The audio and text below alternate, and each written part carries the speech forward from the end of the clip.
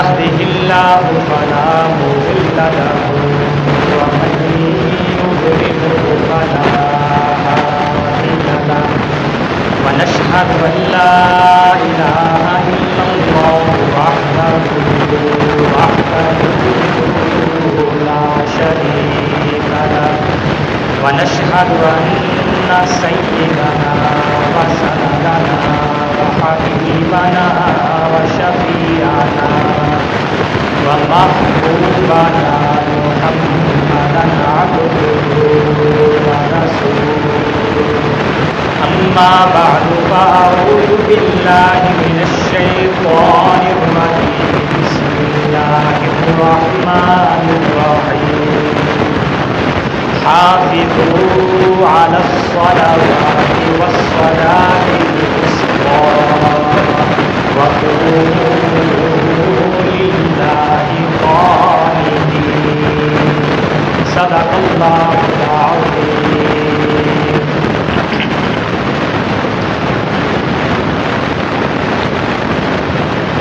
محترم بھائیوں اور بزرگوں،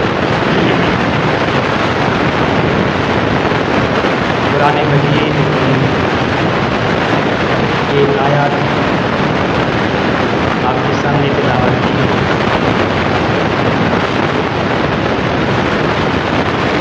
دنیا میں جتنی بھی چیزیں پائی جاتی ہیں، اللہ تعالیٰ نے ہر چیز میں ایک خاصیت اور تاثیر اور اثر رکھا ہے. چاہے دوا ہو چاہے غذا ہو. پہلے زمانے میں زکام نزلہ زکام ہوتا تھا تو گل پر نقشہ سے اس کا علاج کیا جاتا تھا. آج کل نیا زمانہ ہے، نیا دور ہے. جب وہ گل پر نقشہ طبیب کی ہدایت کے مطابق استعمال کرتا تھا تو افاقہ ہو جاتا تھا. کھانسی ہوتی تھی تو ملٹھی کو استعمال کیا جاتا تھا. ایسے ہی ہر انسان کی حرکت اس کی بھی ایک تاثیر ہوتی ہے، ایک اثر ہوتا، ایک خاصیت ہوتی. ہم جو بھی حرکت کرتے ہیں، مثال کے طور پر ہمیں کوئی ملا، ہم نے ہاتھ سے یوں اشارہ کیا تو یہ ادب کا اشارہ ہوتا ہے. اور اگر کسی آدمی نے ہمارے مزاج کے خلاف کوئی بات کہہ دی تو اس وقت ہماری تاثیر، ہماری حرکت ذرا اور انداز کی ہوتی ہے. اگر ہمیں کوئی انگلی دکھاتا ہے، انگوٹھا دکھاتا ہے تو پھر اس کی آگے سے وہ اس کے مقابلے میں اثر اور تاثیر وہ بھی الگ سی ہوتی ہے. غصہ کرتے ہیں، لڑائی کرتے ہیں. اسی طرح اللہ تعالیٰ کے جتنے بھی اعمال ہیں، ان اعمال میں بھی اللہ تعالیٰ نے تاثیر رکھی ہے، خاصیت رکھی ہے.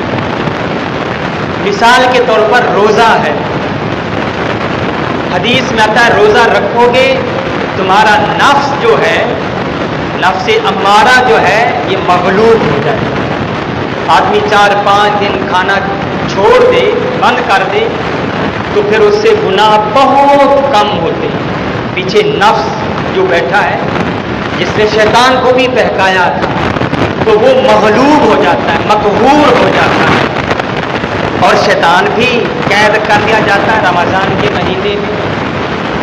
اسی طرح زکوٰۃ جب آدمی ادا کرتا ہے تو جس کو زکوٰۃ دیتا ہے وہ زکوٰۃ دینے والے کا احسان مند ہوتا ہے.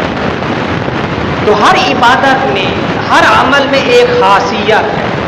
نماز والی عبادت شاید یہ میں نے پہلے بات نہ کی.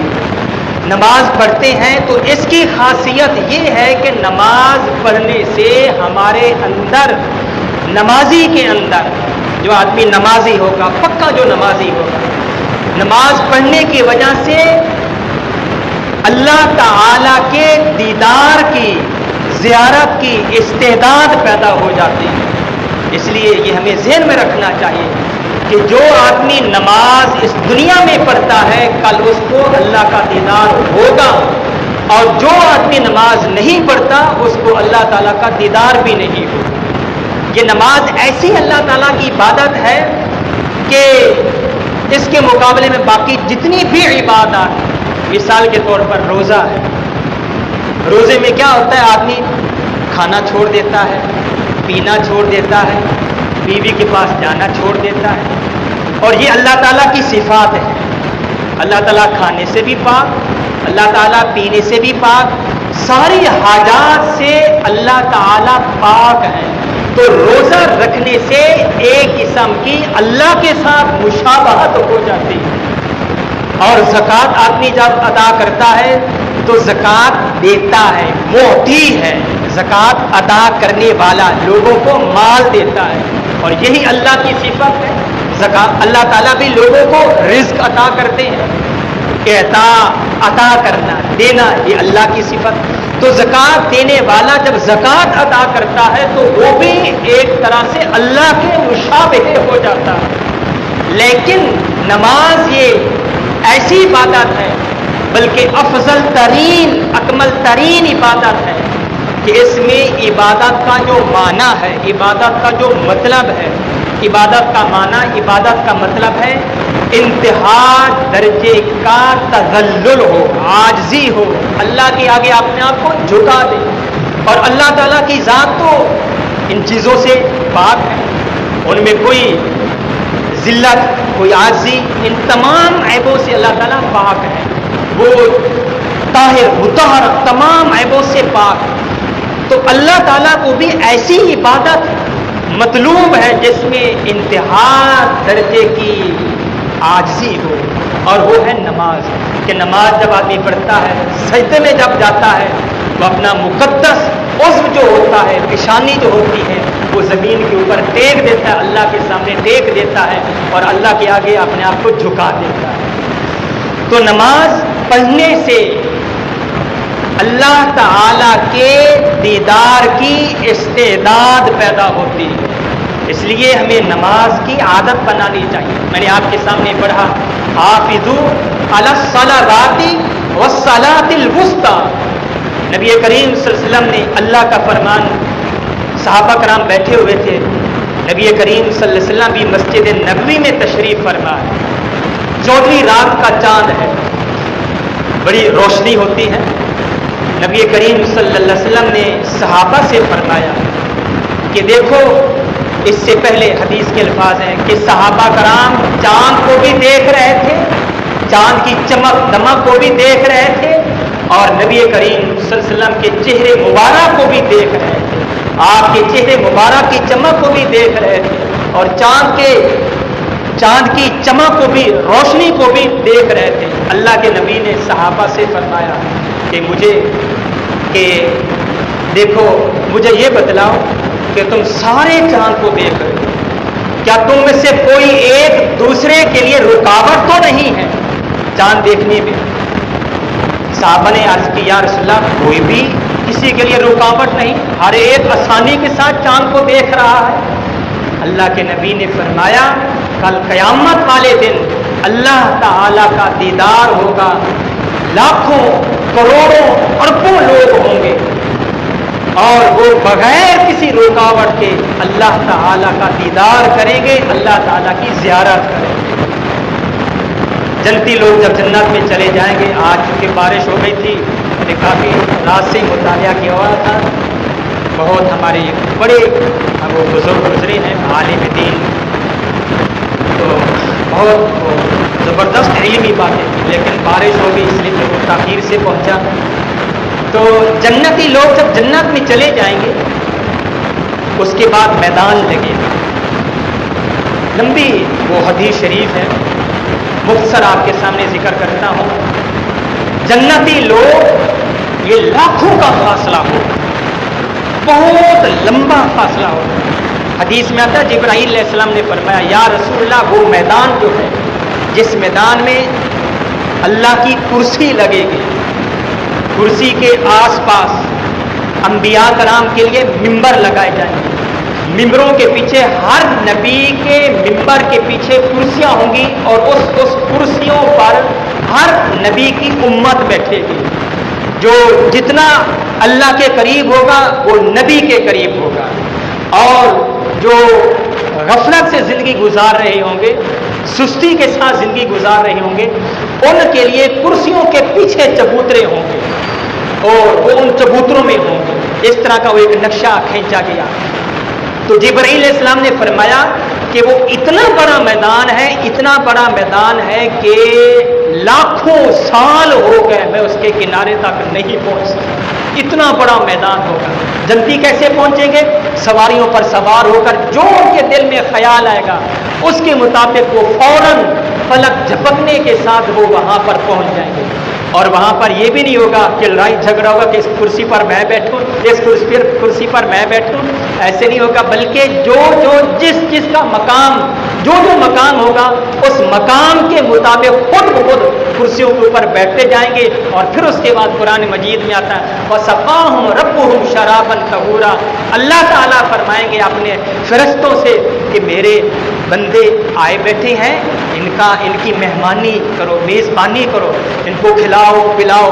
تو پھر اللہ تعالیٰ شراب طہور، ایسا پاکیزہ پانی پلایا جائے گا کہ اس کے بعد 14 طبق روشن ہو جائیں گے، کیونکہ اس کے بعد اللہ کا دیدار ہوگا. اور اللہ کا دیدار کرنے کے لیے یہ عام آنکھ تو وہاں پر کام نہیں دے گی.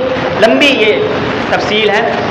تو میں عرض کر رہا تھا وہ اتنا بڑا یہ میدان ہوگا. اور وہاں پر پھر اس کے بعد پھر داؤد علیہ السلام سے اللہ تعالیٰ فرمائیں گے کہ جیسے دنیا میں آپ لوگوں کو اپنی مسحور کن آواز کے ساتھ لوگوں کو میری حمد و ثنا کی مناجات سنایا کرتے تھے، آج بھی لوگوں کو سناؤ. اور اس کے بعد پھر لمبی تفسیر حدیث شریف ہے. اور اس کے بعد پھر یہ اللہ تعالیٰ کا آخر میں پھر دیدار ہوگا. عرض کرنے کا مطلب یہ ہے کہ دیدار اس آدمی کو ہوگا جو دنیا میں نماز پڑھا کرے گا. حدیث میں بھی اللہ کے نبی نے فرمایا الصلاۃ معراج المؤمنین، نماز مومن کی معراج. نبی کریم صلی اللہ علیہ وسلم جب معراج پر تشریف لے گئے تھے تو اللہ کے نبی نے وہ سارے پردے جب طے کر لیا آسمانوں کے، اور اوپر سارے 70,000 پردے جب طے کر لیے، آخر میں پھر جا کر اللہ کے سامنے بیٹھتے ہیں تشریف فرمائے اور اللہ کا دیدار کرتے ہیں. وہ نبی کریم صلی اللہ علیہ وسلم کا معراج تھا. ہمارے لیے معراج کیا ہے؟ نماز پڑھنا. اس لیے میرے عزیزوں ان دو نمازوں کا خاص طور سے ذکر کیا گیا. صبح کی نماز، فجر کی نماز اور شام عصر کی نماز، ان دو نمازوں کا خصوصی طور پر ذکر کیا گیا ہے. نبی کریم صلی اللہ علیہ وسلم نے فرمایا باقی نمازیں بھی 5 نمازیں، لیکن یہ خاص طور پر یہ 2 نمازیں. صبح کی نماز عموماً سونے کا وقت ہوتا ہے، اور عصر کے وقت عموماً لوگ کام کاج کر کے چونکہ تھکے ہوتے ہیں تو کام سے فارغ ہو کر ہر آدمی وہ گھروں کی طرف لوٹ رہا ہوتا ہے، واپس جا رہا ہوتا ہے. تو یہ 2 نمازیں بڑی اہم نمازیں ہیں. اس لیے اللہ کے نبی نے فرمایا اگر طاقت رکھتے ہو اور کر سکتے ہو تو ان 2 نمازوں کی زیادہ پابندی کرو. اور حدیث میں اس کی وجہ یہ بیان کی گئی، نبی کریم صلی اللہ علیہ وسلم نے فرمایا کہ یہ 2 نمازیں، یہ 2 وقت، یہ 2 اوقات ایسے ہیں کہ ان 2 وقتوں میں، فجر کے وقت میں اور عصر کے وقت میں، فجر کے وقت میں جو فرشتے آتے ہیں ہمارے دن بھر کے اعمال لکھنے والے، دائیں بائیں 2 فرشتے ہیں. اور کتنے لوگ ہیں پوری دنیا میں، لاکھوں اربوں کروڑوں لوگ ہیں، تو بہت زیادہ وہ فرشتے ہیں، اربوں کی تعداد میں وہ فرشتے آتے ہیں فجر کے وقت اور وہ چارج لیتے ہیں یہ رات والوں سے. یہ اپنی ڈیوٹی سنبھالتے ہیں، ہمارے اعمال لکھتے ہیں. ایک یہ وقت ہے جب ڈیوٹی تبدیل ہوتی ہے. اور پھر عصر کا وقت جب ہوتا ہے تو اس وقت رات والے جو فرشتے ہیں وہ آ جاتے ہیں اور یہ دن والے فرشتے اپنا چارج ان کے حوالے کرتے ہیں، پھر وہ رات کے اعمال لکھتے ہیں. تو یہ جو وقت جو ہے 2 وقت یہ بہت ہی اہم وقت ہے.